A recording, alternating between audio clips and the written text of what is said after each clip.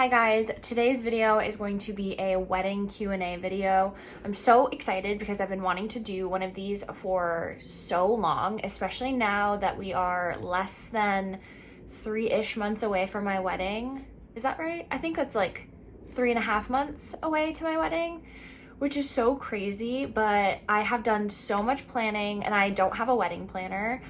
And so I feel like I have like all of these tips and tricks, and I want to share all the decisions that I've been making with you guys. So I put a question box on my Instagram and had you guys ask me any questions you had about the wedding planning process or just all things bridal, wedding, bachelorette, etc. So let's get into the questions. And thank you to everyone who did ask a question. I'm hoping to get through sort of everything in this video. First up, the first question is traditions that you're not doing. Jared and I have decided that we are not going to be exchanging vows in front of everyone. We're sort of going to be doing them alone the day of the wedding. So I saw a TikTok of this woman talking about her wedding and all the traditions she was not doing versus like how she was switching them up to be her own. And she mentioned that the morning of the wedding, her and her future husband just got coffee together and exchanged their vows in private in like a cafe, or I believe it was like their hotel room or something. That is something that I really, really loved. Jared and I both loved that idea. I am not a great public speaker, so the thought of speaking publicly in front of like all of my friends and family and everyone that I care for and love, that gives me the heebie-jeebies. But not only that, but like the content of what I would be speaking is how much I love Jared. I can't do it. It is so cringe to me. I don't know how people do it. When I'm at weddings, it's the most beautiful thing in the world. And I know that it would be fine, but I would be so much more comfortable doing it alone with just him and I. Another tradition that we are not doing, we are not sleeping separately the night before. Him and I are very, very concerned about sleep health. And I don't want to be tired the morning of my wedding because I get the worst sleep when I'm not sleeping next to him. So why would I do that on one of the most important days of my life? It just doesn't make sense. I will not be doing that. We have a hotel booked and that's that. The next question is if we are having a church wedding or a destination wedding, ? And no, we are not getting married in a church. I guess technically we're having a destination wedding because it's not in either of our hometowns and it's in a separate city of its own. We are getting married in Vermont, in southern Vermont, and none of our family live there. And I think I read once online that anything that's more than like an hour away from your hometown, from you or your spouse's hometown, is technically a destination. I always thought destination had to be like Mexico or another country, and it doesn't. It just means not in your hometown. So technically we are having a destination wedding. Next question is Bachelorette vibes, ? I'm going to be on a resort in Mexico. I wanted to do an all-inclusive situation because the last time I was at a bachelorette party, it was so fun. We went to Miami and it was for my friend Paige's bachelorette.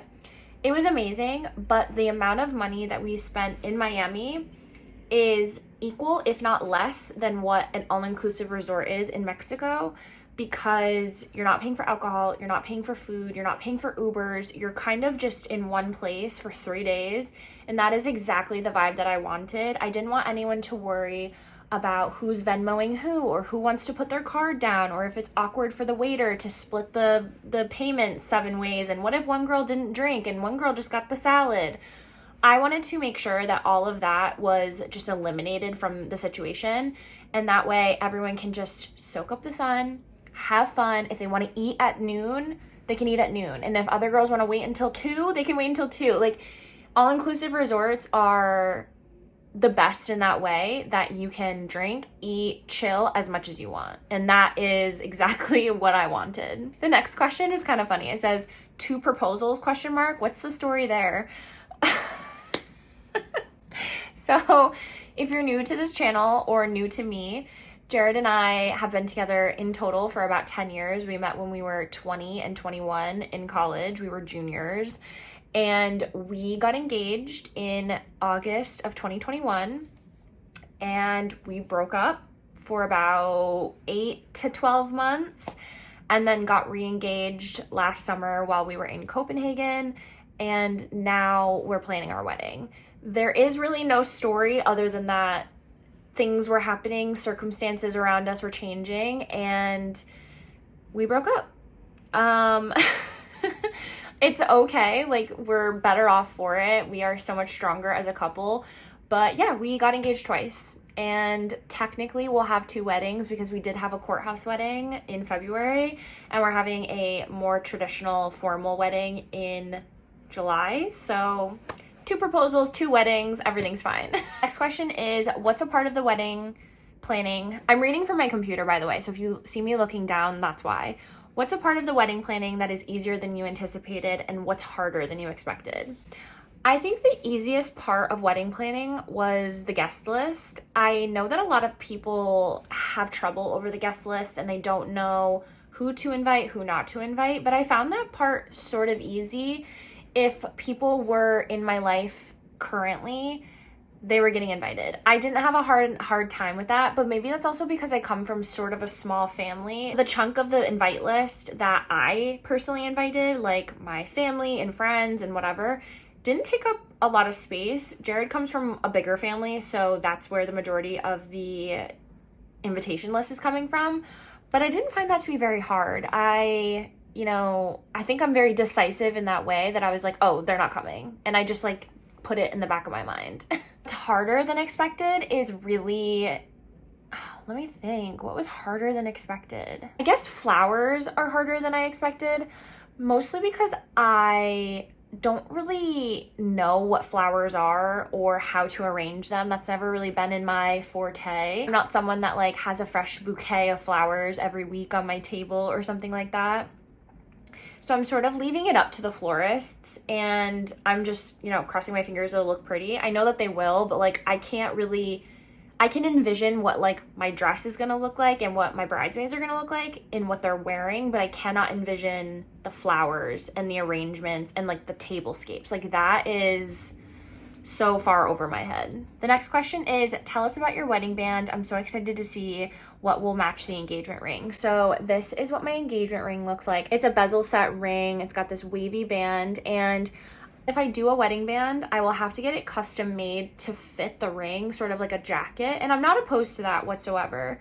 I think I might do like a solid band and then maybe a pave band. I'm not really sure. I always have my right hand. I can just put a band on my right hand and I'm totally fine with doing that. My manager actually has her engagement ring and her wedding band on her right hand, and I sort of love that because then it's like both hands have this like beautiful amount of sparkle and it's gorgeous. So we'll see. I might do a custom band to fit as a jacket and then maybe do something special on my right hand. Who knows? I haven't even thought about it. The next question is actually such a fun question, and I'm so glad that someone asked this. It says, what sunglasses are you planning to wear day of? And I love this question because that means that they know who I am. They know that I will be wearing like a fabulous pair of sunglasses. As of now, it will probably be my Celine sunglasses that I bought and wore on the day of my courthouse wedding. I think they're so sick. If not, probably a pair of like Prada cat eyes that I have. I also wore those for our engagement photos. I'll put pictures of both right here. They're so perfect and classic, and I feel like they fit my face shape really well, and so it's probably gonna be one of those. Next question is about the courthouse wedding. It says, why did you do a courthouse wedding? Are you having an overseas wedding? ? So no to the overseas. Like I said, we're getting married in Vermont. We had a courthouse wedding because I really wanted to get married in New York. Jared and I have lived here this is our 7th year living here, and it's the place that like I've really found myself, and I feel so at home here. I can't even imagine myself leaving. And when we were first engaged, we kind of toyed around with the idea of eloping in New York, and while clearly that didn't work out, I wanted to have that sort of iconic moment, and we had done our engagement photos in Central Park, and it just felt like such like a real moment that I really wanted to take advantage of. We've lived here for 7 years, and this is our home, so we wanted to get married here, and it was more of like a love letter to New York and to us and our life in New York. And it was such an iconic moment. The courthouse is so cool. The green couches were so me, and like You can be as extra or as simple as you want at the courthouse. Like there were people in full on like wedding ball gowns, and there were also people in jeans. And then there was us. I had like a little baby veil and a black dress. Like it was such a moment, and I would do that day over and over and over again. It was so much fun.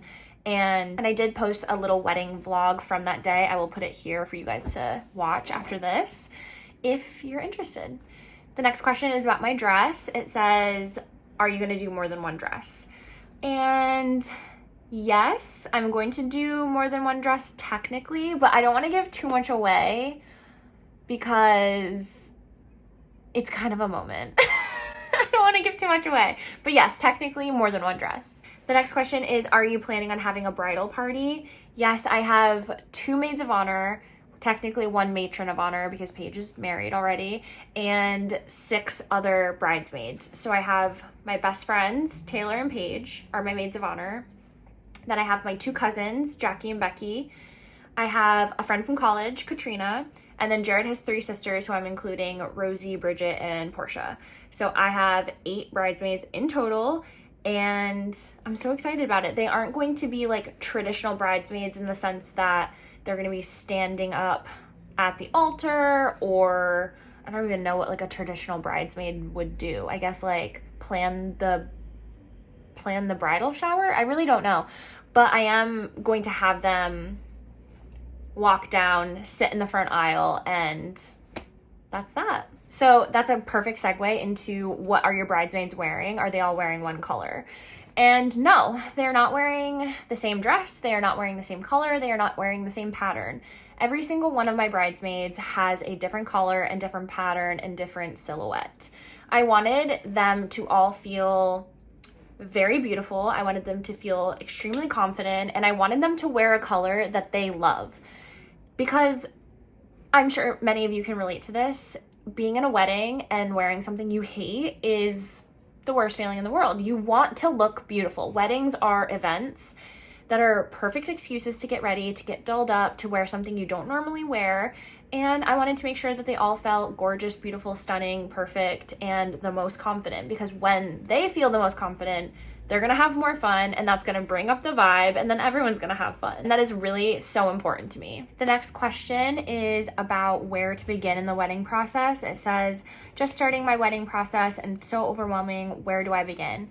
So the first thing you need to do is determine your guest list. Get a rough estimate of how many people you are going to be inviting, because then you can plan the venue. That is step 1 and 2. Get the guest list to determine how many people you're going to be inviting, and then find a venue that can fit that many people. You do not want to have 200 guests and then fall in love with a venue that only holds 50, because how is that serving you? You're just going to be digging yourself in the mud, and that's not helpful, especially during wedding planning, because things are sort of high stakes. You have to get in there early. You have to pay so much money. You have to make sure the dates are available for you. So that is what I will say. Make a guest list, determine how many people, and then find a venue that will fit that many people or a little bit more, just in case. Last question that I'm going to answer in this Q&A is about wedding finances. It's not often spoke about. Are you splitting 50-50? Are you getting family help, etc.? What's the tea? We are getting family help. We are so lucky that Jared's family is contributing to our wedding finances and helping us pay for the larger vendors. Another question I did see somewhere in here is about getting things sponsored. As an influencer, am I getting free things for my wedding? Like, how does that work? And no, I'm not getting anything sponsored for my wedding. I think in theory, that sounds nice, and it sounds like, oh, like you can get free stuff or whatever, but that does turn my wedding day into work, and that is the last thing that I want to do. For that reason, no, we're not having any sponsors. The only collaboration I am having for my wedding at this time is Anthropologie Weddings. They have been such an amazing partner, and they are helping me with my bridesmaids' dresses, and that is really the extent of my partnerships for my wedding. So that's the end of the wedding Q&A. I do plan on doing like a part 2 closer to the wedding and sort of like showing you the specifics. I want to do another video talking about my bridesmaid dresses because they are so fun and unique and different. So let me know if that's something you want to see or anything else in the comments below, because I'm always looking for excuses to chat more about the wedding. As always, thank you so much for being here, and I will see you in the next one.